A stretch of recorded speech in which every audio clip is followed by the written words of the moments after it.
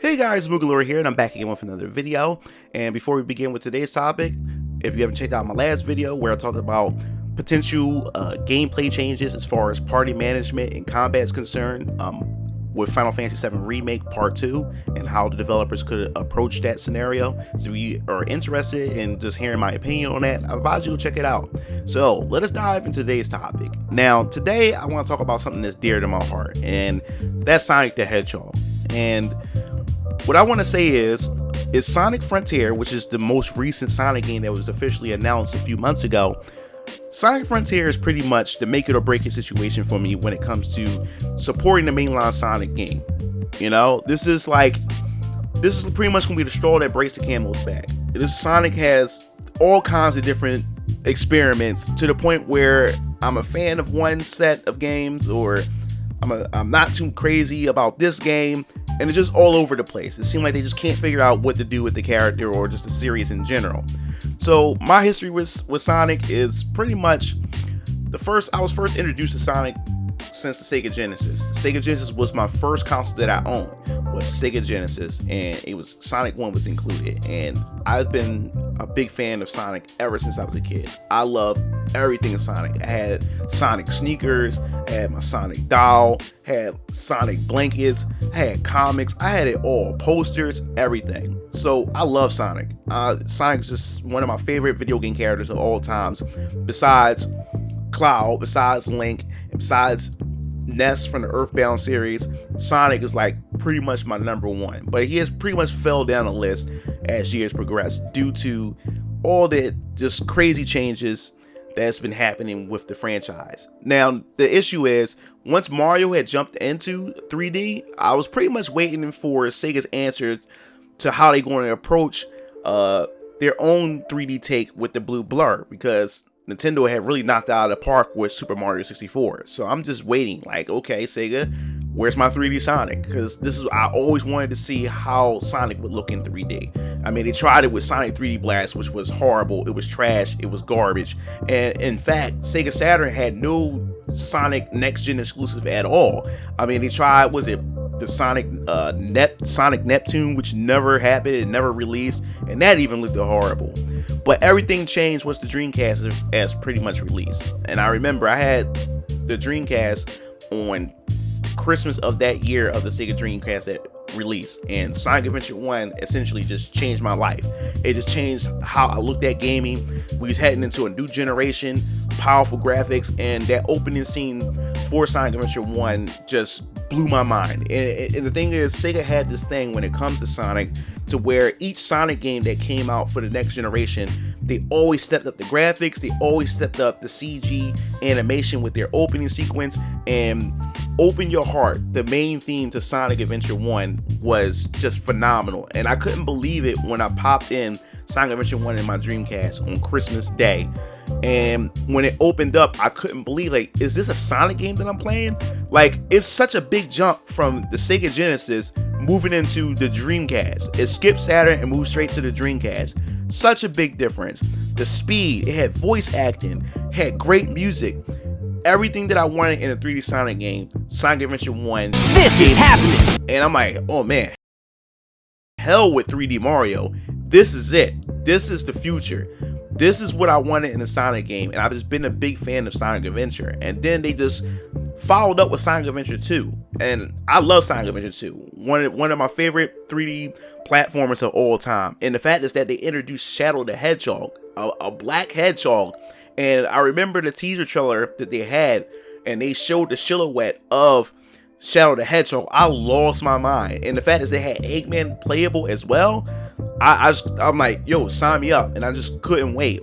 But the thing is, after those two Sonic games, Sonic has been going through just an experimental stage in terms of quality. I just didn't know how to feel about the Sonic games after the Adventure series. I mean, Sonic Heroes was a fun game. It was challenging, to say the least. I had bought that on the Nintendo GameCube and enjoyed every bit of it.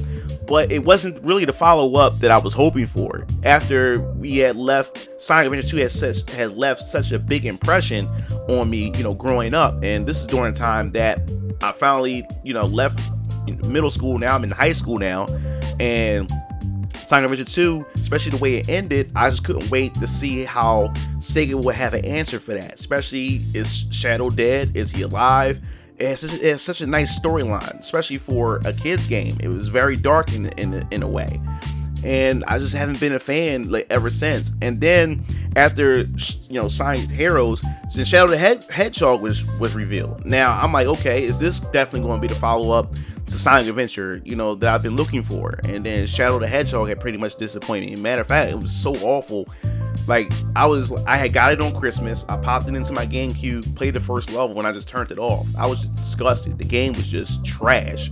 I'm like, what is going on here? Like, we getting these Sonic games, but the quality is just getting worse and worse, And then came Sonic the Hedgehog on the Xbox 360. Now, I was floored, because now we headed into next generation with the Xbox 360 and the PS3 and the Nintendo Wii. Now the thing is, the Xbox 360 was coming out first, a year before the PS3. So we had gotten a tech demo of Sonic the Hedgehog for the Xbox 360. And when I first seen that tech demo, the graphics, it was another leap. It was another leap beyond what we had experienced and what I have experienced as a kid playing Sonic Adventure 1. This is another big leap, and I'm like, sign me up. I'm waiting for it. I'm ready for it. And I couldn't wait. And then that's when the E3 trailer dropped. And once again, just like I said, as a kid in 7th grade playing Sonic Adventure 1 on Christmas Day, how the opening trailer to Sonic Adventure 1 had just changed everything as far as visuals and everything, and just couldn't believe it was a Sonic game.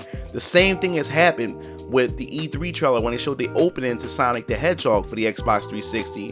It shows the princess holding the flame torch, and it looked like a Final Fantasy game. Like, the way the character models were, I thought it was a new Final Fantasy game.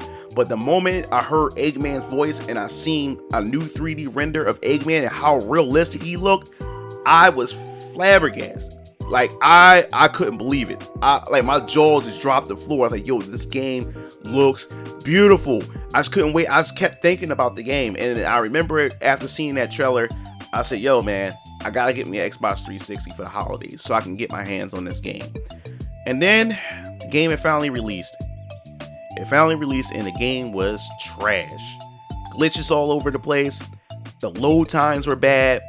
And as you can see, the game was rushed, and it seemed like that was the issue that Sonic team and Sega has been having with their games. They've given these strict deadlines, and they've been rushing these games out. And the thing was, they wanted the Sonic game to pretty much display or the next generation of technology for gaming, and they wanted to have that game out by the time and within the launch window of the Xbox 360.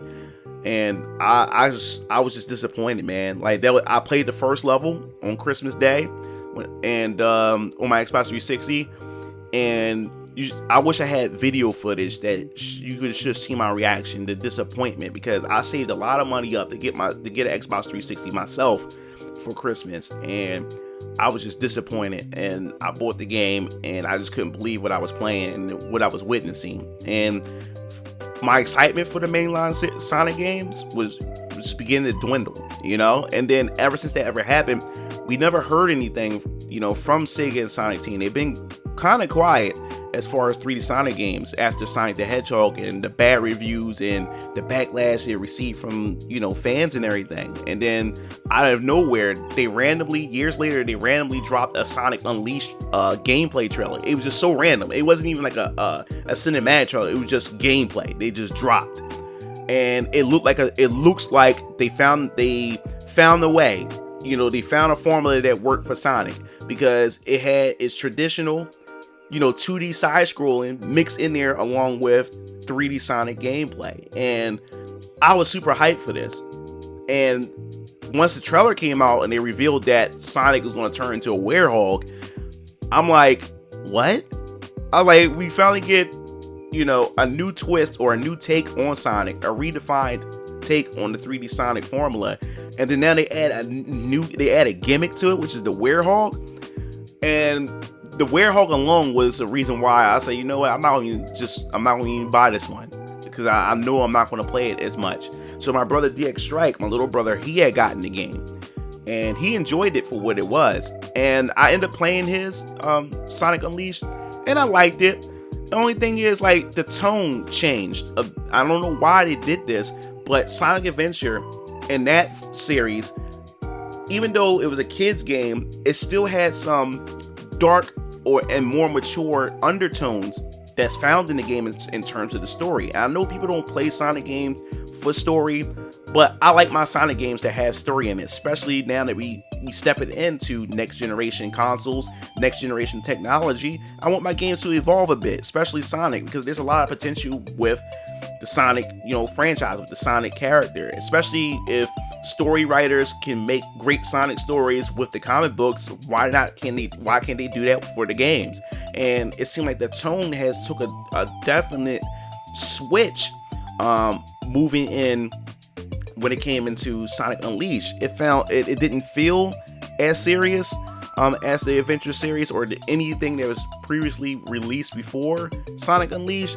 And it felt too much like a kid's game, like, even down to the humor, even down to the story. It just wasn't up to snuff for me, and it just took me out of it. And then not only that, they also started taking Sonic in the way they written the character. They started making Sonic annoying in a way. Like, Sonic always have, this newer version of Sonic always have these. He always has something to say. He's always cracking jokes all the time, and they were just annoying. They made him talk too much. And the thing is about Sonic is the cool badass, but he don't have to say anything. His action speaks for itself. He'll say something here and there, but that was it. But it seemed like this new take on Sonic, he was just annoying, and he wasn't that bright or that smart either. It's like they just changed a lot about the character, and it was just turned me away from the character altogether. Now, the thing is, even though I skipped Sonic Unleashed, I decided that, the announcement of Sonic Generations, I think Sonic Generations was the game that changed it for me. Sonic Generation was giving me hope for the series once again, because with Sonic Generation that did in the first trailer, it showed off Classic Sonic. Classic Sonic is a character, or we haven't seen anything classic related to classic Sonic games in a very, very long time. And he decided for this anniversary of Sonic was to bring him back. So we was going to get the best of both worlds. We was going to get classic Sonic gameplay, and we was going to get the 3D modern Sonic gameplay. And I thought it was pretty cool because we was able to revisit all of Sonic's past history from all his different games, and they had a unique twist to it, because now not only was you able to play it in modern 3D, they also had a 2D classic Sonic take on some of the modern stages, which I thought was pretty cool. And not only that, you was playing even Sonic Adventure stages, but within the boost mechanic, which I thought was pretty cool. So it definitely piqued my nostalgia a bit, which really made me enjoy the game and had so much respect for the game. And I really invested a lot of time into it, and I really enjoyed Sonic Generations. Really did. I love what they did with it. And then they did a follow-up, with Sonic Colors for the Nintendo Wii, because Sonic Generations didn't release on the Nintendo Wii. So they gave us Sonic Colors. Now, the thing is, I like Sonic Colors gameplay a bit, just a little bit, but I was really expecting them to try something different or go back to the adventure formula, because it seemed like they're just milking the boost mechanic dry at this point. I'm like the boost mechanic is pretty good in some aspects, but with the boost mechanic, it always linear stages where you just hold boost and you just go straight through the stage, and it's fun for a little bit, but after a while I get bored of it, and it doesn't have that adventure or that 3D feel to it, because all the stages are very linear. It's not much exploration within the stages. It's about how fast you can go using the boost mechanic and everything, and it's just, I don't know, it started losing its effect, and Sonic Colors was just a add-on to that. And it pretty much, I played a bit of Sonic Colors, and I got tired of the side-scrolling 2D segments, which they didn't really need in modern Sonic games. So, it was a good game, but overall, it wasn't something that I was really hyped for. And then, of course, I skipped Sonic Lost World. I don't know what the hell they was planning on doing with Sonic Lost World. So, my assignment still wasn't there for Sonic. So I skipped out on a couple other Sonic titles from that point. But things were quite different once I got into my senior year of college, is because we have got an announcement and a reveal trailer, which DX Strike showed me because I knew nothing about it. We had got a reveal trailer to Sonic Boom Rise of Lyrics. Now, I was really interested in Sonic Boom the Rise of Lyrics because it was a different take and it was a different twist to the Sonic formula, and it wasn't a mainline Sonic game, so it wasn't like the mainline Sonic games weren't going anywhere. It was that I could finally get a chance to play Sonic, Tails, Knuckles, and Amy, and we play them in an adventure type. And when I found out the developers behind the Jak series, the Jak and Daxter series was working on it, I was like, this game is going to be in good hands because Jak and Daxter has some fine, refined 3D platforming, and how they develop characters and their storytelling was always pretty unique, especially for a platforming game. So he was going to give that same care and love and attention to Sonic Boom with his character development. And when I say that they didn't let down with that, Big Red Button as a developer, they did a good job, but Sega had messed them up, really screwed them up, because as I said before, time constraints. It's something about Sega and just time, not giving developers enough time, and they really screwed Big Red Button up when it came to that, because I've been following Sonic Boom Rise of Lyrics in its development, and the game was actually in the right direction. Good graphics, good gameplay. They was going to have multiplayer added to the game for co-op, and then they just screwed them over once they tried to port it over to the Wii U, and they didn't have enough development time to actually be able to shrink it down and to get it to fit into the Wii U, and they screwed them over, and that was a missed opportunity moving forward. It pretty much killed the franchise after the bad reviews, the bugs, the glitches. And from what I played, and I actually beat the game, I enjoyed it for what it was and the potential that I saw that it could have possibly went. And we'll probably never get a game like that ever again. And then I just walked away from Sonic once again, just disgusted. And I'm pretty sure most fans was pretty much disgusted with that. And that's when they came back with Sonic Mania. And Sonic Mania had got me hyped once again. But this time, once again, they really relied on classic Sonic. It's like they just didn't have faith in modern Sonic. And it was a different, it was a breath of fresh air that we got a chance to play a traditional classic Sonic game with, you know, new sprite work and everything like that. And I thought it was fun for what it was, and it sold really well, and it got people interested in the Sonic series once again. And then they told us that, hey, another 3 Sonic games coming out, which is Sonic Forces, and I was also hyped for that until the trailer had revealed that classic Sonic was yet again returning. And I was like, what is going on here? Sonic Generations was fine because that was a one-off, it was an anniversary, and I was fine with that. But it seemed like that Sega was just too comfortable, and they had to rely on the fans' nostalgia in order to push modern Sonic forward. And then they were stuck with the same engine for quite some time, and we were still on the boost mechanics. Like, I got tired of boosting. I wanted to try something different, or at least go back to the adventure formula. So I played Sonic Forces. I gave the game a try. I bought it. I even, in fact, did a review on it, and I shredded that game. Matter of fact, I even finished the game on live stream as well. I still have it posted up on my YouTube channel. You can go to my channel and go check it out. But I gave my review on it, and I trashed it. It was horrible. One of the worst Sonic games, 3D Sonic games I've ever played besides Sonic the Hedgehog. Couldn't stand the game. They even screwed up classic Sonic, which I don't understand how they did it. But it was just a horrible mess. And I was like, this is it for Sonic. Like, I don't know what else they can do. It's like they seem like they just can't get it together. So I pretty much turned my back on the series once again. So now fast forward to right now where we are, 2021 to 2022. And we're finally here. Sega and Sonic team gets together and they give us the trailer to the upcoming Sonic Frontiers. Now, there was a lot of rumors a while ago where they talked about a potential new Sonic game and that they spend a lot of work on this. It's been like 4 or 5 years now since we heard anything about a mainline Sonic game since Sonic Forces. And to me, I think that's a good thing, that they need more time on a Sonic game. And for me right now, Sonic Frontier